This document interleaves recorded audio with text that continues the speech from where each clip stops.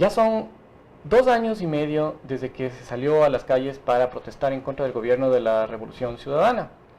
Y en este momento la pelota se encuentra en el Legislativo y en la Fiscalía. Para eso hemos invitado a Anita Galarza para que nos cuente qué es lo que podemos hacer, qué es lo que podemos esperar de esta situación.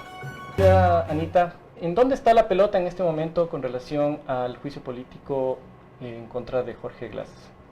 Un saludo muy cariñoso para todas las personas que nos están acompañando.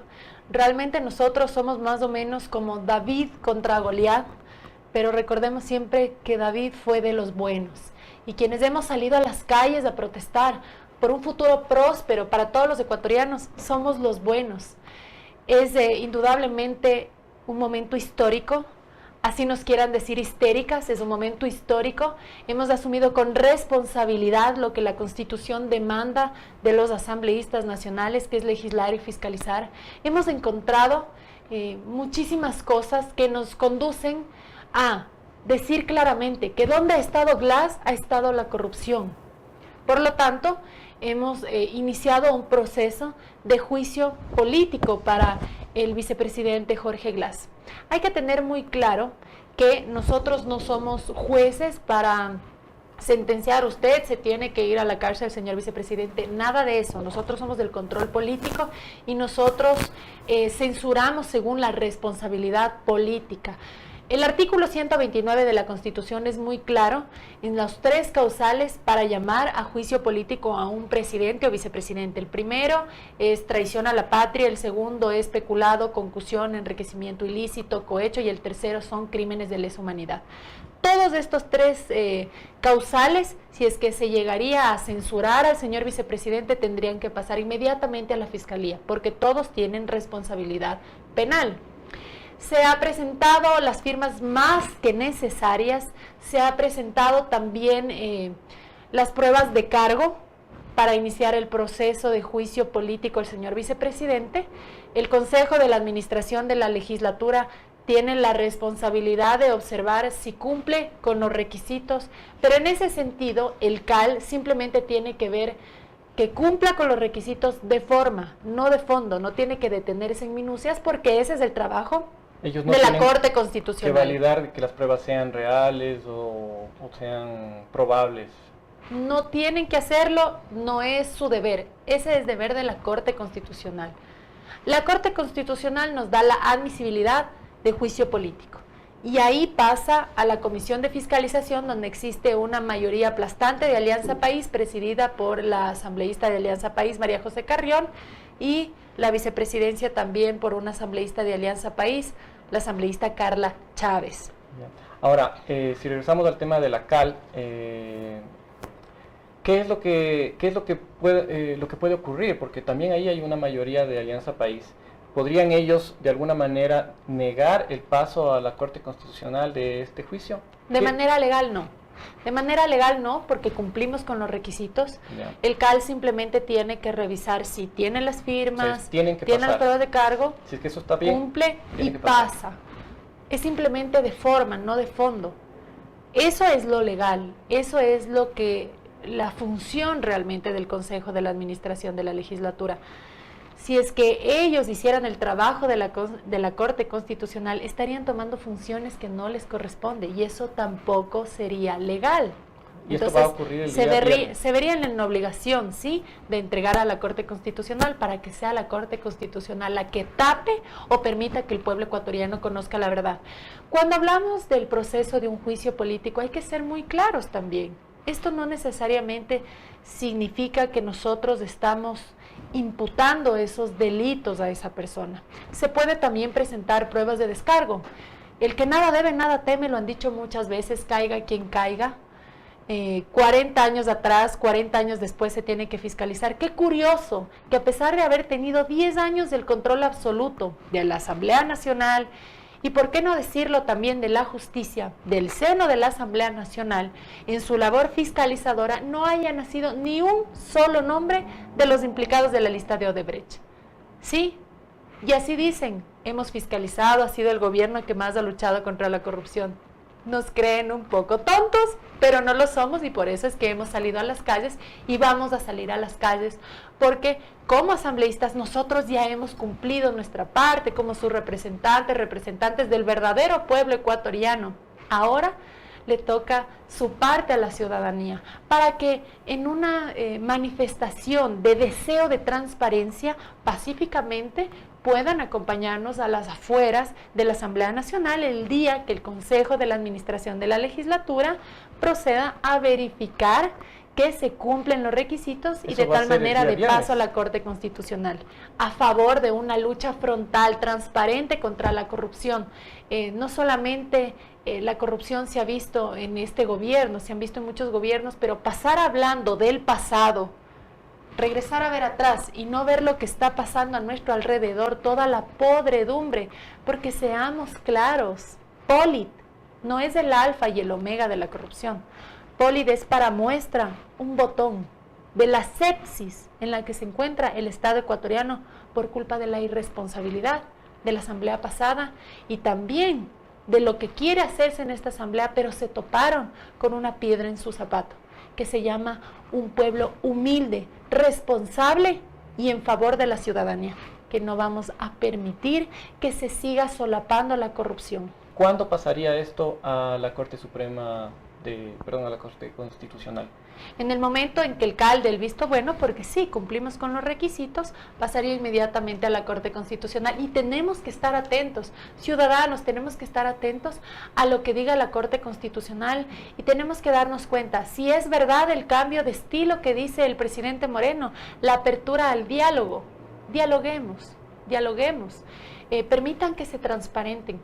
Si es que es verdad que el vicepresidente, como dicen los señores de Alianza País, no tienen una sola prueba, ha sido el mejor vicepresidente, él ha estado a cargo de los sectores estratégicos, de los sectores petroleros, no ha habido ni un solo caso de corrupción, es el mejor vicepresidente, el mejor. Mandemos una carta para que se lo beatifique en el Vaticano. Entonces sí, el juicio político se quedará ahí.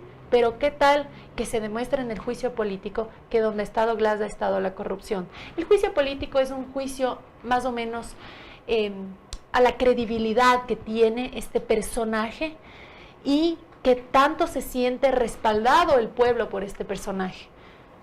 Realmente el vicepresidente Glass se ha convertido en una carga muy pesada para el presidente Moreno. Nosotros apoyamos en realidad que exista un cambio de estilo y qué bueno, por ejemplo, lo que ha pasado con Martín Pallares, porque era totalmente descabellado y absurdo. ¿Será esto un precedente para lo que vaya a suceder en la Corte Constitucional? Porque actuó de forma autónoma la justicia con Martín Pallares. ¿Será lo mismo que va a ocurrir ahora? Esperemos, veremos quién sigue gobernando el país. Si es quien ponía juicios porque volaba un mosco y siempre tenía la razón y que ojalá pueda rendirle cuentas a la justicia.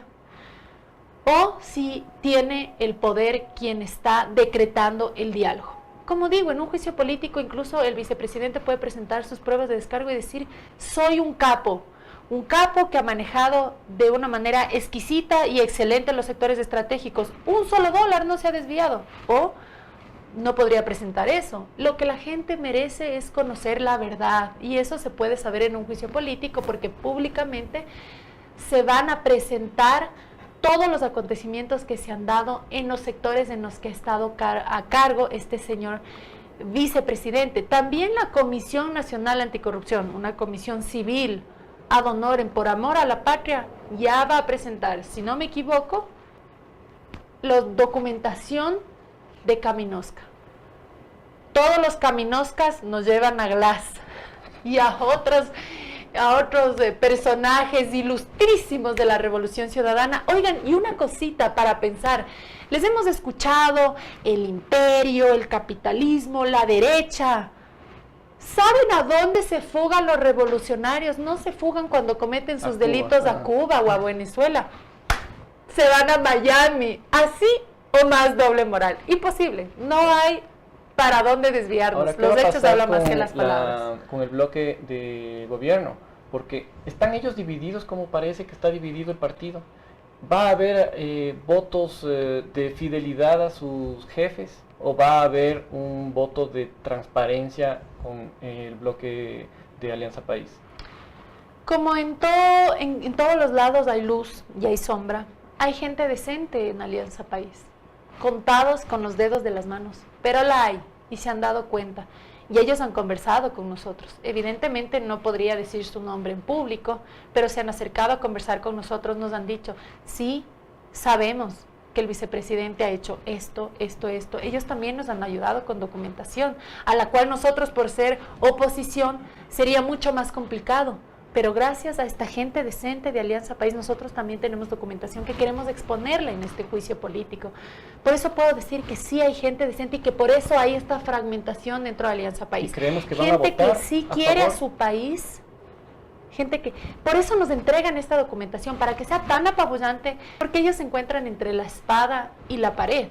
Así que nos entregan a nosotros también, nos ayudan, nosotros hacemos también nuestro trabajo fiscalizador, pero también tengo que reconocer, ha habido gente en el bloque de asambleístas de Alianza País que se ha acercado donde nosotros y nos ha entregado documentación muy importante para la censura del vicepresidente Jorge Glass. También hay gente que en su afán de tapar termina admitiendo que hay causal para juicio político. Tanto es el caso del asambleísta Bonilla, nosotros manejamos una estrategia para guiar la atención a la desfachatez, a los gastos totalmente innecesarios e inhumanos en la reconstrucción de Manabí. Y ella, por tratar de corregir, que fue excelente, admite, eso fue muy importante porque admite, sí, se gastó tanto. Es decir, de su boca se dice que se utilizó dinero público en un gasto no justificado, es decir, peculado, causal de juicio político. Ahora, el tema de peculado, es el mismo bloque de Alianza País en los años anteriores que redujo la pena de 20 años a 3 años por peculado. Y por ese motivo vemos a un Bucarán regresar después de 20 años, porque es cuando prescribe la pena de él. Pero ahora son 3 años y vemos que al máximo, al Alex Bravo y a otros se les manda a la cárcel solamente por 3 años, porque esa es la pena máxima. ¿Va a hacer algo el bloque de oposición para que eso regrese a ser de 20 años o de más, si es que es el caso? Lo que hizo el bloque de Alianza País fue disminuir la pena, pero también hacer que el peculado ahora no prescriba. Es decir, el vicepresidente Glass ahora logra que encubran su gestión inapropiada en los sectores donde ha estado laborando, pero no prescribe el peculado. Es decir, hasta el día en que Dios quiera llevárselo, habrá la posibilidad de juzgarlo. Y eso es bueno. Lo malo es que disminuyeron la pena. ¿Qué es lo que pasó con Buñay? Entrega dinero del pueblo ecuatoriano de una manera irresponsable, dinero que bien podía haber ido para medicinas, para las pensiones jubilares, de seres tan heroicos, porque son héroes los maestros, forman generaciones para el aporte de nuestra patria, no les pagan completo lo que les habían ofrecido. Ese dinero podía haber ido para las pensiones de los jubilados, de los maestros, cápsulas que contengan medicamentos, no las cápsulas vacías que dan en el Instituto Ecuatoriano de Seguridad Social y muchas otras cosas más. Entrega de manera irresponsable, se va a la cárcel porque ya era insostenible el escándalo. Después se da unos golpecitos de pecho y el presidente Correa le dice, te perdono. Claro que le perdona, como no salió de su cuenta bancaria y sale del dinero que pagamos todos los ecuatorianos, a él no le duele, pero sí, para el ecuatoriano que no tiene y que necesariamente tiene que acudir al sistema de salud pública y está con una dolencia terrible y le dan un medicamento que no vale para nada, a ese ecuatoriano sí le duele este tipo de irresponsabilidades que se dan en el sector público, que no vamos a seguir permitiendo. Yo he recibido persecución por fiscalizar, por yo sí hacer mi trabajo, y yo fiscalizo a las personas que no han hecho su trabajo. Qué distinto es. Yo no he necesitado por ningún motivo en sí involucrarme en la política, más que por reconocer que no se estaba haciendo nada en la Asamblea Nacional, que sí había una oposición que quería dar la cara, pero eran todavía pocos, pero ahora nos estamos sumando más. Reconozcamos, Alianza País ya no son más, muchísimos más. Con las justas alcanzaron no sé cómo llegar a la presidencia, o bueno, sí sabemos cómo, porque después le entregaron una medalla al mérito a Juan Pablo Pozo. Los hechos hablan más que cualquier palabra que yo pudiera decirla. Pero ya está la situación de esta forma. Nosotros tenemos que aportar al país. El presidente Moreno tiene que tomar muy buenas decisiones. Yo no deseo que las cosas le salgan mal al presidente Moreno, todo lo contrario. Yo espero que haga una gestión magnífica para levantar un país que el PhD en economía dejó quebrado. Es muy importante. Pero si tiene un lastre al lado, ¿cómo va a poder hacerlo? ¿Se acuerdan como cuando Sixto Durán le pidió la renuncia a Dajic? De alguna forma en el Congreso, y si recordamos, yo era niña, pero leo mucho de historia política, por eso soy opositora, mucha honra. Cuando se movía el hombre del maletín, Dajic salió libre del Congreso. Pero Sixto le pidió la renuncia. ¿Por qué? Porque la ciudadanía ya no confiaba en la gestión del vicepresidente.